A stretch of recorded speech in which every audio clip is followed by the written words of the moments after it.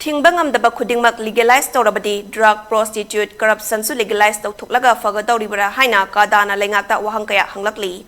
Ngarang cabinet na Yoo Thakpa Yuanba akaknamba mafam kharada yahalagani Haina Loukhiba Warep Khudakta Handok-U Haina Taksillakli konung mamangda leiba Cadagi office da pangthokpa paumi singa unaba amada Cadagi secretary Kitchandra Mangang na hai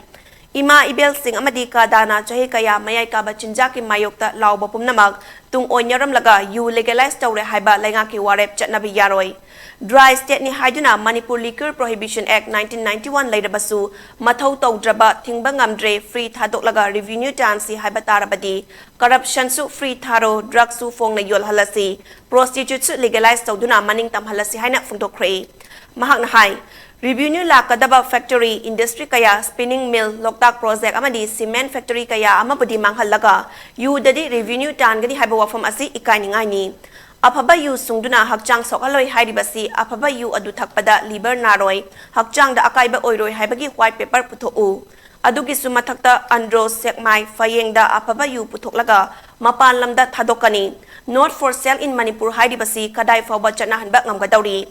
Army Kaktana Thakadaba Yoo Fawba Micham na Thakli. Afaba Yoo Sungbada Lamdam Asigi Mioy Singna Chaba Fawba Kwana Draba Mahau Leba Cheng Asi Sizinage Harakani. Maduna Amuk Cheng Chak Tangba Cheng Tangba Tolakani. Asan Bamit Yeng Sungyeng Yeng Danang Haki Wakalda Cabinet and Loukhiba Yoo Legalise Toubagi Wafam Cada na Hiram Amatada Yabang Amloy Haina Phungdok-U MLA Humna Goada Chaluraga Magi report powder Miam the Padana Tamban Nangdringaista Ngarang Mak Hector government decision lotion basidi government Ngami Hedna Pangtok the Tobani Aduna Sigi upper consequences Kashu society the Leroy Adun Hena Sine Hena society is the Unamaruga Toy Ichao Missi Mina problem I Hena Hojiki legalization torpon hena tholakani maramdi thingna yadra kansida thadura kana kamain control tawgodono mudugi control gi mechanism gi wafam umbo yaudaba adu government hoji legalization tawni haiba wafam se Cada na kaidong do yabang amoy maramasina Cada na hairiba government ki decision se condemn tawjari aduga masi Handok-U piu haiba decision se masi Handok pirakanda miyam gi interest ta prohibition se fully implement tauba aduga liquor prohibition si phatana chana halakanda Yoo aduga drug tagi akhui khunai se kanbiu haibse we Cadagi ma keri thamjai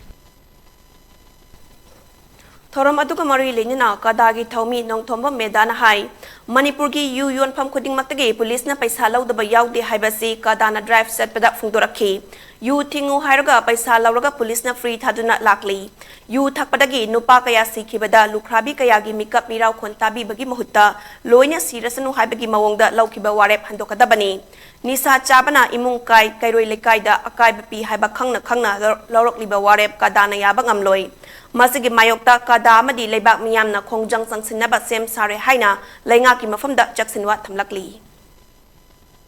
Yoo thakpiro Yoo yombiro haibasidi akhoi loina siminar si haibaneba ado akhoi de suya yaroi kaigino haibada kaigumba hek sarkasna kaigumba hek tawraba akhoi hujik su haijari sini amuhanna akhoi ima singje ngasidi ge koi wakhana ba hore kan ba khongjang changchallaneba lepa leitna changchanganeba afaba potna teba tawlise phattaba pot torokpada akhoi mama moina tuminna kaidungoi de leithoiba afaba thabak toradi yam harau jage akhoi taram ukchai adu phattaba thabak torokpanina akhoi tuminna leiba ngamoi akhoi pulap hauraga karino haibado akan ba khongjang changchanggani haiba wafam base Cadagi mama moina aina thamjari